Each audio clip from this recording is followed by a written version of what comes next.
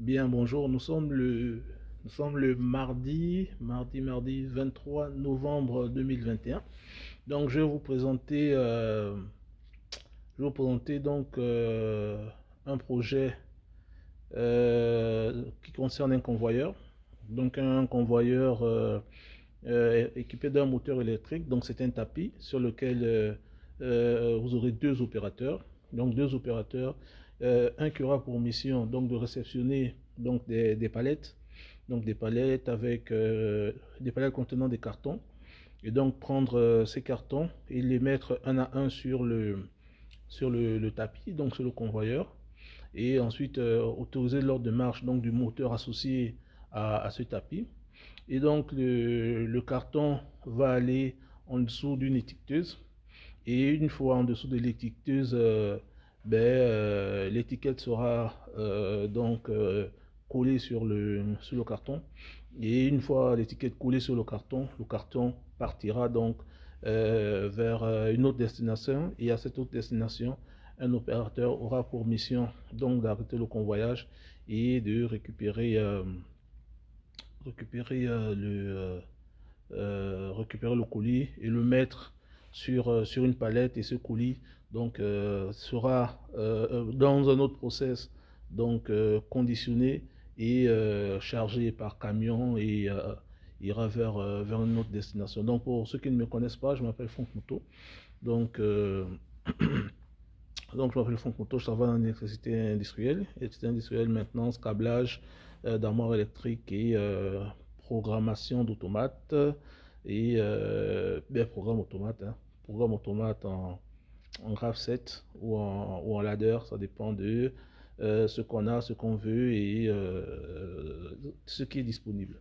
Donc sans plus tarder, je vais vous présenter le schéma.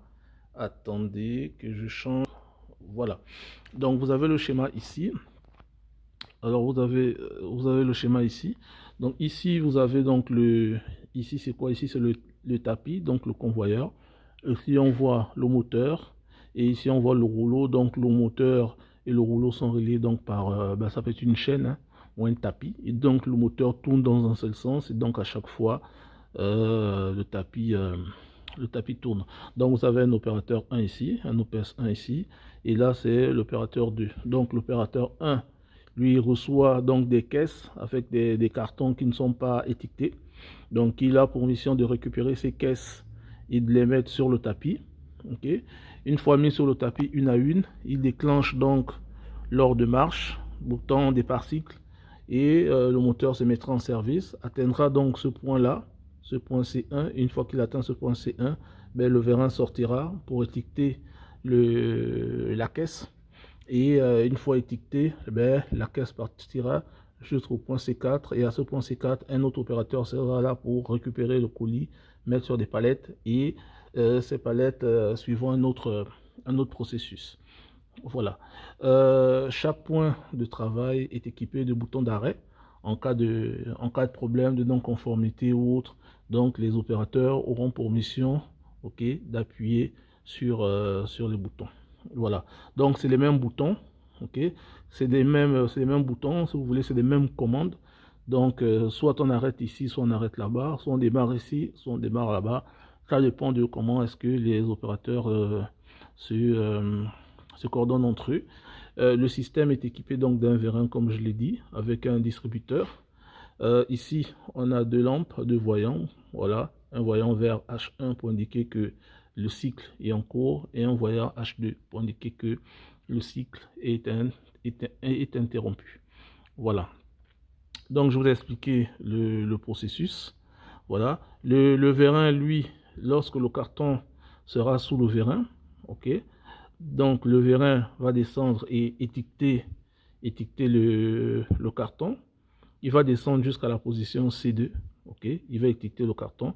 Une fois qu'il aura atteint la position C2 qui correspond au contact donc du vérin et le carton, il va remonter jusqu'à atteindre la position C3. Et c'est la position C3 qui va correspondre au retour total du vérin, du piston au niveau du vérin, qui va correspondre au retour intégral. Et c'est cette même position qui va commander au moteur de se remettre en marche pour évacuer le carton. Alors, comment ça se passe en matière de graph set? Alors ici, on a l'état initial. On a l'état initial. Donc, là, en carré, ce sont les transitions. Donc, les étapes partent de 0 à 4. Donc, on a 5 étapes. Et au milieu, ici, vous avez donc les transitions. Vous avez les conditions. Donc, les conditions, les transitions sont des clés, en fait, des clés qui permettent de déclencher les étapes suivantes. Donc, au départ ou au démarrage, il n'y a pas de carton sur le tapis. Donc, on est en rouge, c'est-à-dire le cycle n'est pas lancé. Donc voilà, au départ, le cycle n'est pas lancé. H2, on est en rouge. H2 correspond à la lumière rouge. Et une fois qu'on a le carton sur la palette, ben, un des opérateurs actionne DCY, donc départ cycle. Une fois qu'il actionne départ cycle, le moteur va se mettre en service, K1. Donc contacteur va se mettre en service. Bon, en fait, c'est même pas K1, c'est KM1. Voilà. KM1. Je vais changer ça. Je vais changer ça déjà pour... voilà, c'est... Bon, en fait, je suis habitué au contacteur auxiliaire. Normalement, c'est pas auxiliaire, c'est contacteur moteur. Donc KM1. Voilà. Donc KM1 va se mettre en service. Contacteur moteur va se mettre en service. Et en même temps qu'il se met en service, on aura la lumière rouge, la lumière verte qui va s'allumer. Et la rouge qui va s'arrêter pour dire le cycle est lancé. Voilà. Et une fois donc on aura tout ça et que l'autre carton va donc cheminer et atteindre donc le point C1, à partir de ce moment, le moteur va s'arrêter, le vérin va descendre, ok, jusqu'au niveau du carton. La lumière rouge, enfin la lumière verte restera toujours en service pour dire il y a le cycle qui est en cours. Une fois que le vérin aura atteint donc sa côte C2, ben, le piston va remonter. Okay, le piston va remonter et la lumière verte reste toujours allumée pour dire le cycle est toujours en cours. Donc le piston remonte et atteint la position 3, qui signifie qu'il est totalement remonté. Alors le moteur va se remettre en service jusqu'à ce que le carton atteigne la position 4. Donc jusqu'à ce que le carton atteigne la position 4. Et une fois que le carton atteint la position 4, ben, le cycle reprend. On n'a plus de carton sur le convoyeur, et donc l'opérateur qui est à l'autre bout remettra un carton et relancera le cycle, et à chaque fois le cycle reprend. Alors à chaque étape ici, vous voyez, on a la possibilité d'arrêter le processus. Voilà, donc on a la possibilité d'arrêter le processus via le bouton stop. Donc le seul bouton stop, c'est ça, c'est-à-dire que si sur cette course-là ou sur celle-là, il y a un problème de qualité, un problème de sécurité, à partir de ce moment, il est donné à l'opérateur à chaque étape du processus de pouvoir générer le bouton stop. Et une fois qu'ils actionnent le bouton stop, on est obligé de revenir à l'état initial et de relancer le processus. Voilà, donc ça c'est le graph set. Ensuite, si on veut l'écrire en ladder, on écrira comme ça.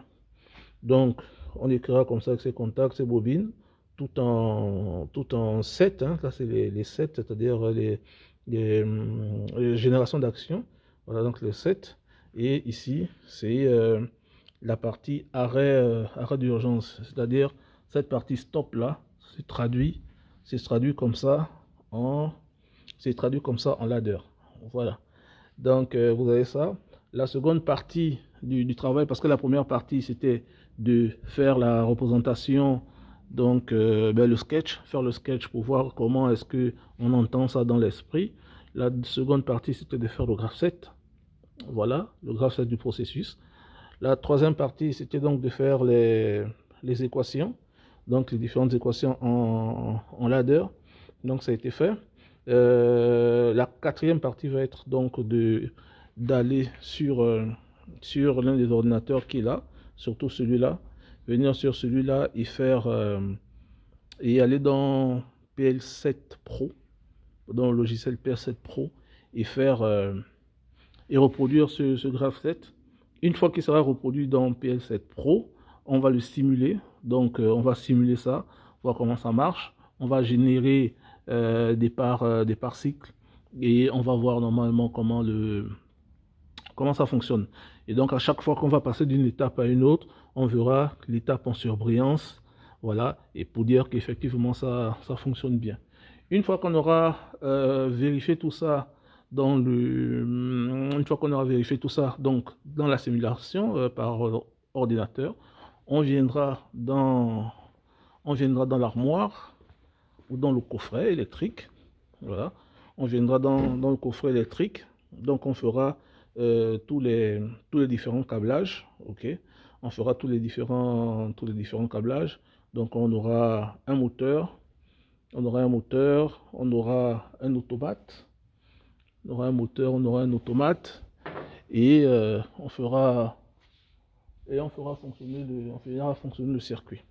Donc voilà. Donc ici vous avez nettement ce qu'on aura, c'est-à-dire qu'on aura un transformateur donc pour transformer la puissance 230 ou le 400 volts en 24 volts. Ok. On aura donc notre automate, donc c'est exactement cette armoire qu'on aura. Donc on aura tout ça, on aura nos cartes, entrée automate, sortie automate, et on aura un contacteur, notamment celui-là, qui est un contacteur moteur. Lui, lui on peut le garder hein, pour la sécurité. On aura un relais sécurité, voilà. Et voilà, donc c'est ce qu'on aura sur la partie tableau de commande qui correspond donc à ça, quelque chose comme ça. Donc c'est ici où on aura le voyant vert, le voyant rouge, et on aura le bouton départ cycle DCY et le bouton d'arrêt. Voilà. Donc on aura ça des deux côtés donc du tapis. Donc du côté de l'opérateur 1, du côté de l'opérateur 2. En fait, ce qu'il faut dire, c'est que je vais vous présenter ça quelque part ici. Voilà. Donc on aura quelque chose qui ressemble à ça. Voilà, on aura vraiment quelque chose qui ressemble à ça. C'est-à-dire que de chaque côté du poste de travail, donc on aura le bouton départ cycle et le bouton arrêt. Et on va ajouter, là c'est une amélioration, on va ajouter un voyant de telle sorte que chaque opérateur peut savoir exactement quel est le statut du cycle. Est-ce que le cycle est en marche? Est-ce que le cycle est à l'arrêt? Voilà. Donc voilà résumé ce process. J'espère qu'il a été assez clair. Donc vous pouvez le retrouver sur Electrics Engineering. Ok. Vous pouvez le retrouver sur Electrics Engineering sur LinkedIn. Donc voilà. Donc je vous ai expliqué en 10 minutes, 13 minutes, donc ce que je faisais. Donc c'est ça. Donc je fais de la conception de process. Je fais donc du câblage d'armoire. Bien entendu, conception de process, ça peut être par schéma électrique tout court. Conception de process par automate, donc par programmation d'automate, câblage d'automate, maintenance. Ok, je vous ferai une autre vidéo là sur les feux rouges. Hein. Des feux rouges, ça peut être la gestion de parking, la gestion de toilettes automatiques, chasse d'eau et ainsi de suite. Voilà. Donc vous pouvez regarder cette vidéo sur Electrics Engineering. Vous pouvez regarder cette vidéo sur Franck Moto sur LinkedIn, sur Facebook aussi et sur YouTube.